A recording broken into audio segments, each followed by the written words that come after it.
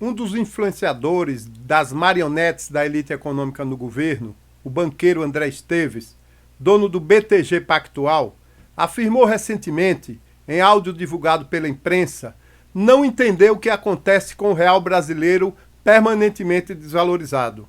Em sua opinião, a constante queda de valor do real frente ao dólar não tem nenhuma lógica, já que, segundo ele, o país dispõe de um sistema financeiro saudável e uma economia forte em relação a muitos outros países ao redor do mundo. Apesar disso, o real sofre intensa e inexplicável desvalorização. Para o banqueiro de investimentos, que entende como ninguém de operações financeiras, não há justificativa plausível para termos um real tão barato em relação ao dólar. De fato, excetuando os economistas analfabetos funcionais e aqueles que praticam a desinformação deliberada a serviço da elite financeira parasita deste país, todas as pessoas mais espertas que entendem de sistema financeiro, e certamente o próprio André Esteves, sabem que o que ocorre com a desvalorização do real no Brasil só pode mesmo ser fruto de pura manipulação cambial por parte do Banco Central. Legítimo representante do interesse estrangeiro e da elite dominante, o governo Jair Bolsonaro, o governo dos ricos, pelos ricos e para os ricos, agrada banqueiros, especuladores e a bilionária indústria petrolífera internacional em troca do empobrecimento do povo brasileiro.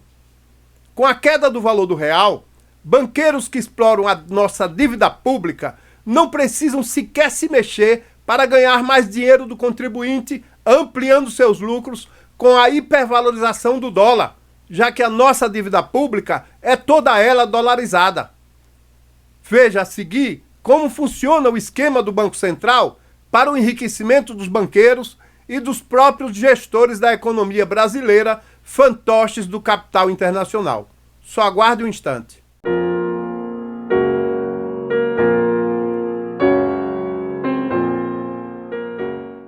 A verdade é que o Banco Central, tornado independente do Estado pelo governo Bolsonaro, parece atuar flagrante e deliberadamente em favor do aumento de lucro dos banqueiros com eficiência de causar inveja.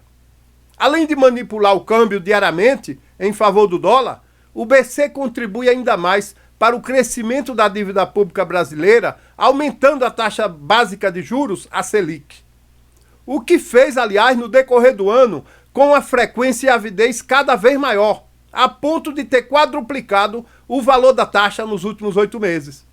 Quanto mais alta a taxa de juros, mais a dívida pública se multiplica sem nenhum esforço, sem que banqueiro algum precise gastar sequer um centavo. É só esperar o dinheiro cair do céu às custas da exploração do povo brasileiro. Basta garantir a continuidade do tráfico de influência e o azeitamento, entre aspas, de autoridades públicas, seus fantoches, para que o governo adote as decisões que beneficiam ainda mais o sistema financeiro. No final de 2019, o ex-presidente americano Donald Trump acusou o Brasil de desvalorizar artificialmente o real, valendo-se de manipulação cambial para garantir a perda de valor da nossa moeda. Para Trump, o Brasil desvalorizava a moeda para tornar seus produtos mais competitivos e palatáveis no mercado internacional, em prejuízo da economia norte-americana.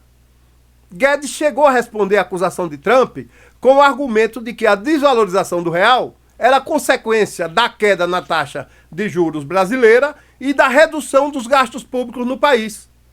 Mentiras deslavadas da economia se firmam como verdadeiras porque normalmente as pessoas têm dificuldades de contestar teorias econômicas pseudocientíficas, como se essas teorias merecessem o respeito de ciência infalível e não se tratassem, na realidade, de um amontoado de opiniões divergentes e desencontradas, opiniões de frágil embasamento científico recheadas de ideologizações para justificar ações de predadores criminosos e parasitas sociais.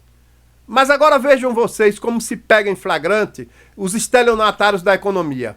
Percebam como funcionam as vigarices formuladas por economistas alinhados com o parasitismo social e com a predação capitalista. Vamos lá. O argumento de Guedes para justificar Trump e a desvalorização da moeda em 2019, como afirmamos há pouco, foi o de que a perda de valor do real teria sido decorrente da queda de juros e da redução dos gastos públicos. Pois bem, Mas eis que entre 2020 e 2021, o real desvalorizou ainda mais, ficando atrás de todas as moedas competitivas no mundo no mercado de câmbio, perdendo feio até para países de economia precária. Então, o que aconteceu agora para essa absurda desvalorização do real? Como vigaristas a serviço da elite financeira, aliados de uma corja fardada de incompetentes, mentirosos, contumazes e traidores da pátria, explicariam a desvalorização do real entre 2020 e 2021? Faço a pergunta, levando em conta que em 2019 o real vinha sendo desvalorizado porque, segundo a justificativa do próprio Guedes, como dissemos, a taxa de juros e os gastos públicos estavam caindo. Mas agora, em 2020 e 2021, a desvalorização do real continua, apesar da elevação da taxa de juros, que quadruplicou, e do aumento dos gastos públicos provocados pela pandemia. Enfim, qual o segredo por trás da fraude dessa pseudociência econômica, se quando os juros descem e os gastos públicos caem, o real desvaloriza? E no sentido inverso, quando o juros sobe e os gastos públicos aumentam, o real continua a se desvalorizar? Qual é a lógica do absurdo nessa merda toda? Pura manipulação. O fato é que a manipulação generalizada do mercado de câmbio mundial por parte do sistema financeiro é tão comum que dezenas de bancos pagaram multas por fraudarem operações cambiais ao longo dos anos. Multas que já somam bilhões de dólares. Com o Banco Central brasileiro, agora diretamente nas mãos de banqueiros privados, a coisa ficou mais fácil. Principalmente por serem operações cambiais convenientemente camufladas sob o hermético tecnicismo da pseudociência econômica. Está tão escandalosa as operações do câmbio no país, a beneficiar principalmente banqueiros, especuladores, importadores de petróleo e os próprios gestores da economia brasileira, que depois de Trump, até mesmo uma parte da elite econômica brasileira se sentiu prejudicada com as táticas e ajuizou, agora em junho deste ano, uma ação contra os bancos, alegando que há de fato manipulação cambial por parte do sistema bancário. A ação sequer foi noticiada pela grande imprensa, sempre a serviço da elite financeira. Mas a verdade é que empresas exportadoras brasileiras, vinculadas à Associação de Comércio Exterior, como a Vale e a Suzano, decidiram exigir dos bancos, em ação coletiva, uma indenização de 19 bilhões de reais, acusando-os de estarem manipulando as taxas de câmbio. Segundo a associação, as exportadoras brasileiras já teriam sofrido um prejuízo de 107 bilhões de reais com a manipulação das taxas cambiais. A variação cambial e a taxa de juros do Brasil parecem subir e descer ao sabor dos desejos da elite financeira nacional e internacional. E foi o próprio banqueiro André Esteves que, sem querer, acabou insinuando a influência dos banqueiros nesse processo, quando confessou displicentemente, na mesma reunião a que nos referimos anteriormente, que o presidente do Banco Central, Roberto Campos Neto, antes de aumentar a taxa de juros, o consultou, ligando para o banqueiro privado para perguntar o que o banqueiro que vive de juros achava do nível atual dessas taxas do país. Ao revelar a conversa com Roberto Campos, Esteves chegou a anunciar o aumento dos juros para os próximos dias, porque, segundo ele, alguma coisa precisava ser feita para conter a escalada inflacionária. Dias depois, o aumento da taxa de fato ocorreu. Abrindo parênteses aqui, se você quiser saber por que taxa de juros não influencia a inflação, mas é pretexto para aumentar lucro de banqueiros, você assista ao nosso vídeo, o Robin Hood dos ricos, banqueiros e petrolíferas acima de todos. Mas vamos voltar ao tema de hoje. Após o vazamento da conversa com o banqueiro Esteves, o presidente do Banco Central saiu com uma nota justificando ser normal conversar com donos de bancos privados para ter ideia das opiniões de banqueiros acerca das decisões do Banco Central. Seria essa prática um explícito e deslavado tráfico de influência? Uma subjetiva manipulação da economia?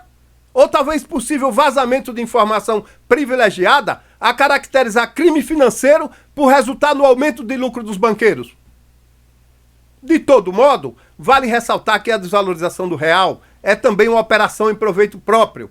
Como já afirmei em vídeo anterior, essas operações possibilitaram a multiplicação da riqueza tanto do ministro Paulo Guedes, que dobrou sua fortuna depositada em paraíso fiscal no período de menos de 2 anos, quanto do presidente do Banco Central, que também conta com gordos investimentos em dólares protegidos de impostos num desses paraísos fiscais.